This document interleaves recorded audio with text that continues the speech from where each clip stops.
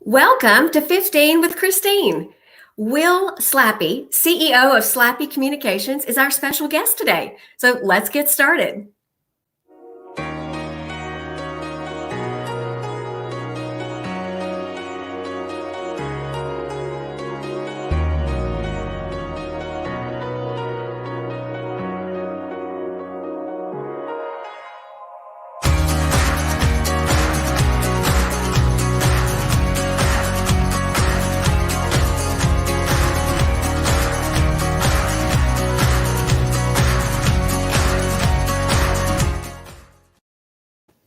On 15 with Christine, we talk about all things business growth. But before we dive in, I want to remind you where you can find the broadcast. I'll come to you live on Facebook, LinkedIn, YouTube. Hit the subscribe button and you won't miss an episode. My goal with 15 with Christine is to introduce you to people who can help you take your business, maybe even take your career to the next level. Welcome, Will. So glad to have you on this week. Good morning, Christine. Thanks for having me. Yeah, good to see you. Will, I've got a couple of questions for you about how you specifically help businesses avoid those disasters that can come their way from a tech perspective, and even focus on growth. But first, I'd like to ask you a little bit about the Slappey Communications story and about your story specifically. Yeah, sure. We can spend the whole time on that, but I'll give you a real short version here. My father started our company back in 1983, so we'll be 40 years here shortly. I grew up in the business. I remember sweeping the floors in the warehouse back in the days of paper tickets, filing those away, pulling and pretty much every job within the company. Took over running the company about 5 or 6 years ago. And then about 2 years ago, we started a really aggressive growth path and doubled the company in the past 2 years, doing both acquisition and organic growth. So it's been an exciting ride for the whole time, but especially the last couple of years. Congratulations. It's exciting to hear. But I'm curious, just as someone who uses technology all the time, as probably all of us do, how do you help people with those problems that just really drive you crazy, waste a lot of time? I think of things like, have you ever spent 30 minutes just trying to get into a critical application because your password's not working? What can go wrong there? Yeah, absolutely. And one of the things that, when it comes to like something like passwords, there's this dichotomy where on one side you have security. And if we want to have to be absurd, have like a, 150 character password of random characters, right? Like that would be impossible for somebody, to guess, but be pretty impractical to use. So on the other side, you have, application or ease of use. So you got ease of use versus security. And so you're constantly weighing between those things. So there's a couple of things that we will do, for companies, because I hear probably the most common complaint on passwords is people say they change every 90 days. They got to be like at least 12 characters. They got to have all this randomness to it. And I can't remember. So I'm just going to write it down and, stick it up on my, my screen here so I can remember my password. And of course, that's not great for security either. So you mean like where it's out in the open? Yeah, where it's out in the open. Literally, people will have a sticky note or a little label up on the top of their screen with their passwords. We see it all the time. And they do that because, it's not easy to use. And so they have to figure out, a way to make it easy to use. So what we will help companies do is two things. First of all, a lot of times having a longer password, assuming that the system will allow it, but that's still easy to remember. So a lot of times a sentence can work great. So you can have a password that could be, I enjoy walking my dog every Friday at 9 a.m. and 5 p.m. Okay, now I have a question for you. How do you know? Because I'm much more likely to remember that than some crazy mix of characters. But how do you know if your system will let you put in something that long?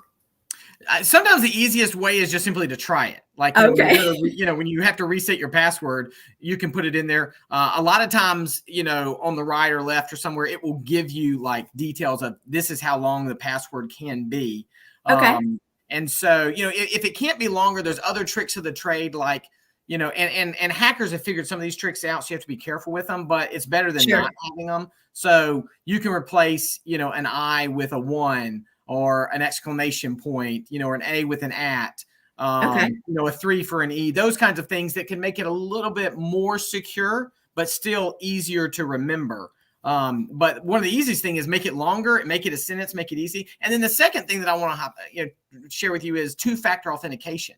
Okay. So that's even as critically important as the password itself, because even if you have a super secure password, people could still get that through different hacking mechanisms and phishing and whatnot.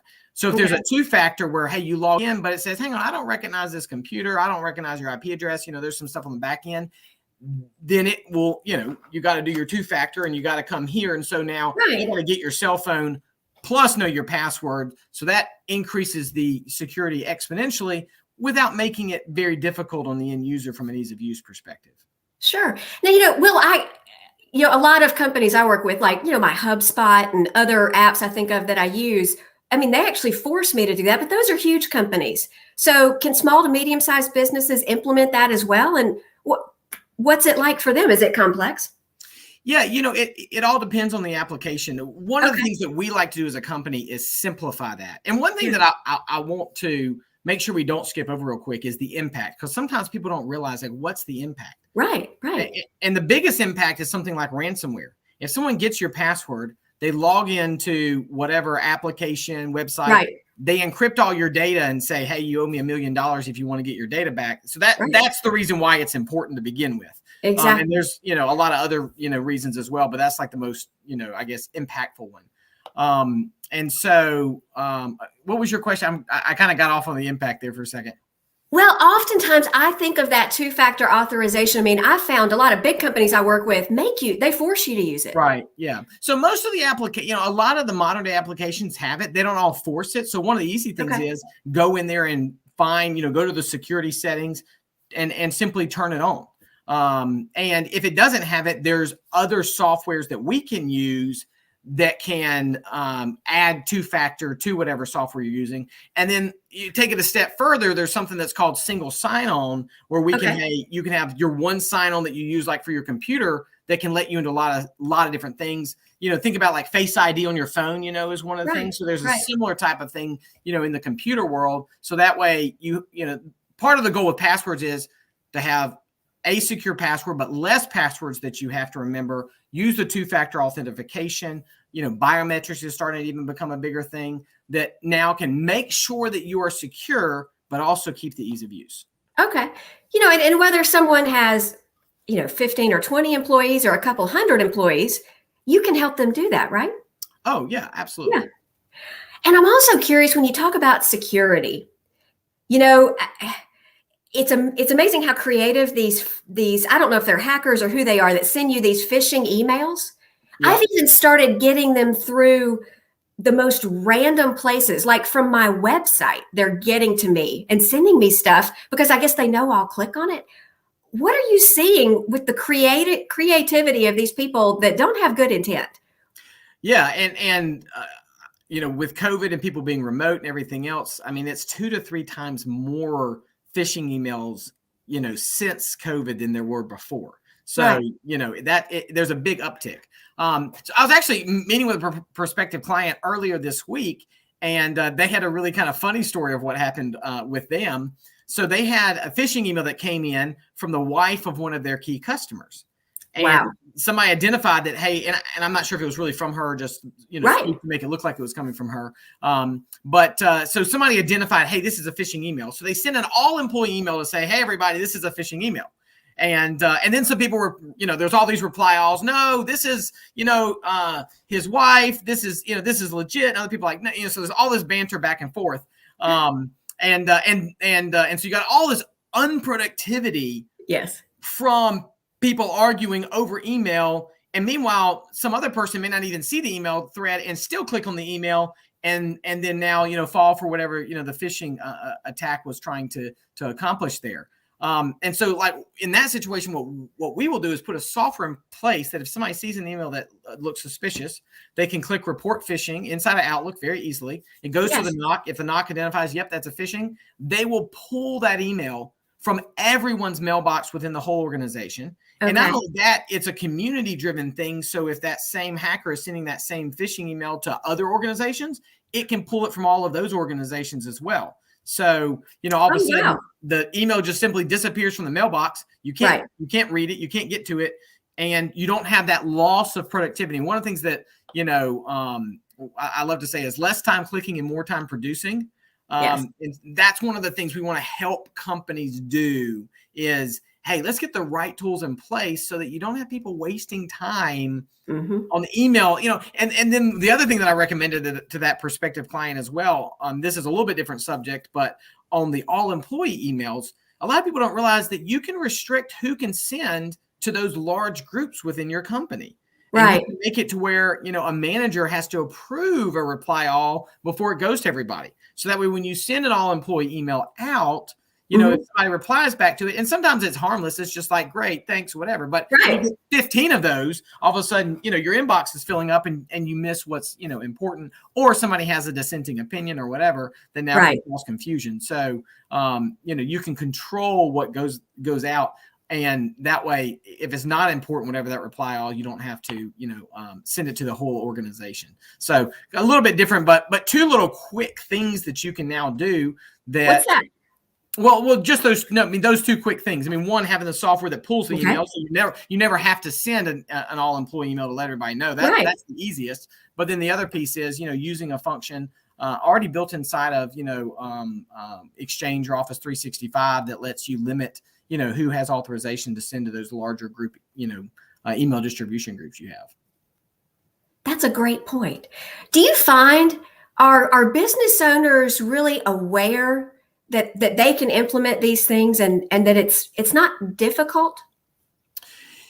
Sometimes they are. Probably the number one thing that I hear when I'm talking to people is that they have, they like the idea of the technology, but they don't necessarily always know all of the little, idiosyncrasies of it and how to apply it, to their business. So we got two companies right now that we're working with just this past month. And one of the main things we did was help them simplify their processes. Over time, they had grabbed, let's use Dropbox. Oh, hey, let's use this, G Suite thing. And we can send these files this way, and we're going to do this over here, and let's grab this other side. They have all these different pieces. And so we came in and helped them simplify that and help them make sure that the software that they were using was integrating. Again, going back to what I was saying before is, we're trying to maximize the amount of minutes per day that their producers been producing. Less time clicking and more time producing. And so, when it's integrated and works together, and that's what we love to help companies do. So, hey, sometimes they have the technology and we're helping them actually embrace it and use it. And then many times we're adding maybe a little bit extra technology, to what they're doing. But that can make a huge impact in terms of the productivity of the business, and compared to what it costs is kind of a no-brainer decision in many That makes sense. So you take all these pieces together that maybe they've built over time and make it simple so that their employees can focus on their customers and on their prospective customers and not on just making everything work on the back end. Yeah, exactly right. Exactly right. So there's all sort of, we could spend hours talking about all sort of tips and tricks. And we have an ongoing relationship with our customers, constantly educating, constantly helping them through that process. And there's new stuff that comes out. Tomorrow we'll have some, new thing that we can do to help companies be more efficient. And so we want to constantly be having, that conversation with everybody. So one other thing that I would mention, just because of everything that's going on with the pandemic, is the remote work piece. That's been a big thing, a big conversation. So I had a customer recently, they used to have everybody in the office, but now they got people at home, working remote, on the road, all these different things. And so, we were able to come in, like on the phone side, for example, hey, they can take their phone calls here with the app. They can take them on their computer. They can log into, they had like a pool of desk and stuff that anybody can use. They can log into a phone there. So, just helping them be more productive and also be more flexible as the workforce is moving that way. That's awesome. Well, Will, I really appreciate you joining us today. Appreciate all of you that are listening and watching for joining in. If you're a business owner and you're thinking, you know what, I should probably talk with Will or his team, you can go to Slappey Communications at www.slappey.com. Or you can connect with Will on LinkedIn. He shares some great stuff. Thanks, Will, for joining us today. Yeah, absolutely, Christine. And we'd be happy to come in and help people, do a quick analysis, see, hey, are you secure? Do you have any security goals? And, what efficiencies are there to be gained? So would love to connect with people on LinkedIn, see what they're doing and learn about their business. So thanks so much for having me today, Christine. Oh, you're welcome. You're welcome. Enjoyed it. Well, we will be back in 2 weeks when we welcome Justin Hardy, the CEO and president of Switch. We're going to talk about how they help their clients grow and thrive.